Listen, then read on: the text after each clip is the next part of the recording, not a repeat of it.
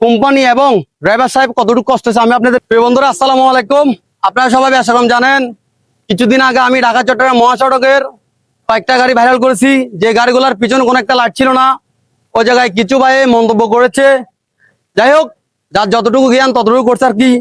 তো দেখেন এই 42 চাকার গাড়িটা লাইট না থাকার কারণে কোম্পানি এবং ড্রাইভার সাহেব কতটুকু কষ্ট হচ্ছে আমি আপনাদেরকে বুঝিয়ে বলি, তাহলে আপনারা হয়তো বুঝবেন।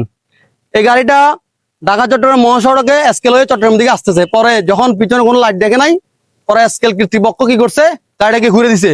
পরে উনিরা বাধ্যতামূলক ব্রাহ্মণবাড়িয়া মহাসড়ক ঘুরে তারপরে চট্টগ্রাম আসছে। তো দেখেন 42 চাকার একটা গাড়ি কত হাজার টাকা নষ্ট করে ব্রাহ্মণবাড়িয়া মহাসড়ক দিয়ে আসছে। তো ওই জায়গায় শুধু 42 চাকার গাড়ি কষ্ট পায় নাই, যে ছোট গাড়ি বিভিন্ন টেইলার বা বিভিন্ন ট্রাক বিভিন্ন সব গাড়ি কষ্ট পাইছে। তো অতএব আমি সকল মালিক এবং ড্রাইভার ভাইদেরকে একটা কথা বলবো, প্লিজ আপনাদের গাড়ির লাইট গুলো একটু ঠিক রাখেন। কারণ বর্তমানে ঢাকা চট্টগ্রাম মহাসড়কে যে পরিমাণ একটা কুয়াশা পড়তেছে একবারে অন্যরকম।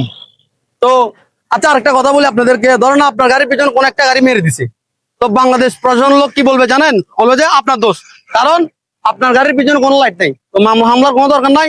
আপনি কোটি টাকা দিয়ে গাড়ি কিনতে পারছেন, 1000 টাকার লাইট লাগাতে পারবেন না? অবশ্যই পারবেন।